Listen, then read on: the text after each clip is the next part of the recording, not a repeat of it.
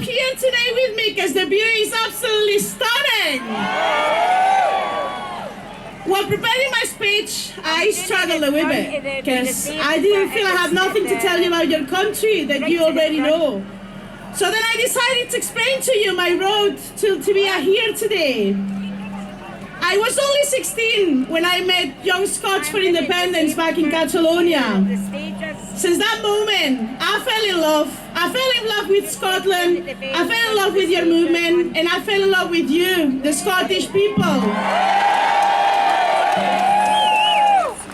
I started dreaming about living in this country, but I come from a very working class family back home, and that dream felt impossible.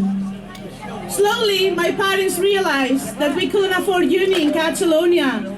And then I found out in Scotland, education is not a privilege, it's a basic need. I still can't remember the tears in my eyes, realizing that my dream was closer and closer to be here today. As soon as I was 18, I grabbed the little savings that I had and I decided to pursue my dreams. It wasn't easy. I worked very, very late nights to be able to pay rent, and I still struggled. As the time passed by, I saw my dream coming closer and closer.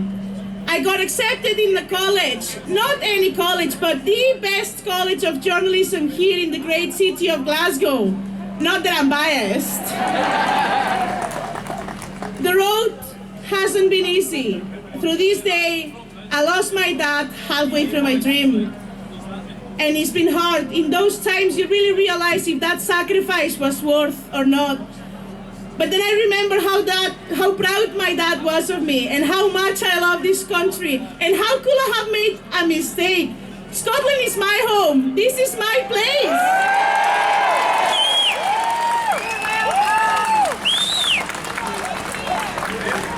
I'm proud to say today, after Nicola's speech, I'll be graduating from an HND in journalism.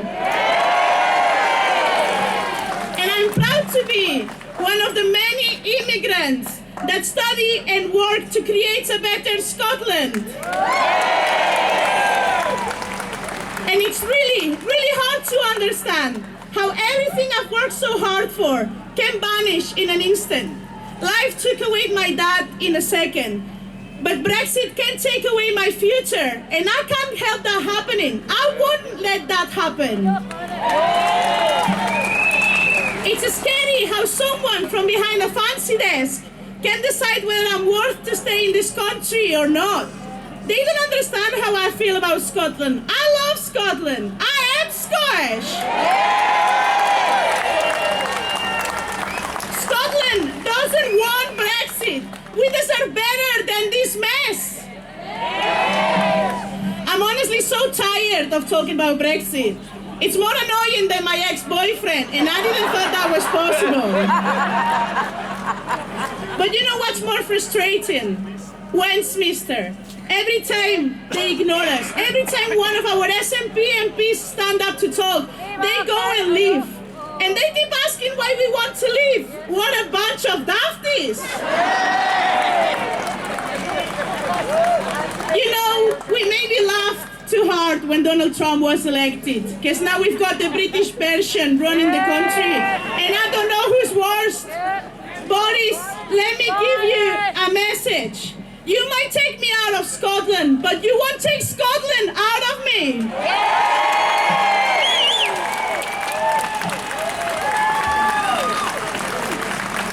In only 2 years that I've lived in this country, I've fallen in love with the language. I love still game. I try to drink like a Scot, but sometimes I fail. And people come up to me and say, "Oi, you're ginger, pale, and chubby. You're Scottish until you open your mouth." I mean, I don't like the chubby part. I don't like the pale part either. But when somebody says I'm Scottish, fills up my heart with so much pride I can't even explain. I even love the national football team, and that's some hard work.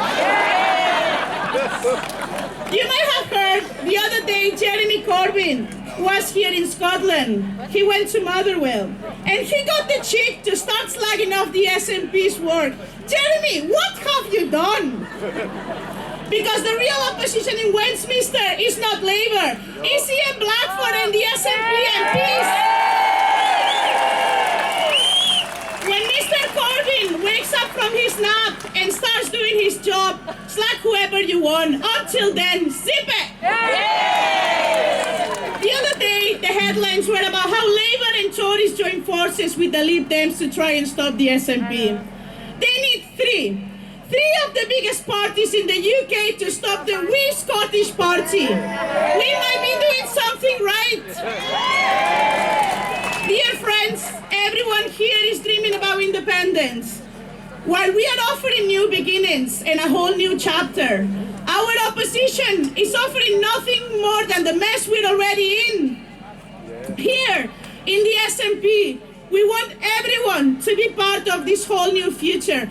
Come write this story with us.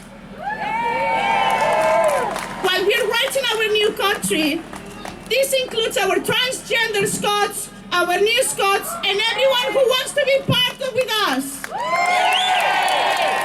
Doesn't matter who you are, where you come from, and what you are, Scotland is your home. And yes, Piers Morgan, we welcome penguins as well. We don't welcome you. Sometimes we might lose faith, but remember, as somebody quite smart said, hope over fear. Don't be afraid. Tell Westminster Tories that Scotland's no longer their slaves. Independence is around the corner, and this time it's our time. Don't forget to vote SNP on the 12th of December to send a clear message to Westminster. Boris Johnson, hold your wish and let Scotland speak. The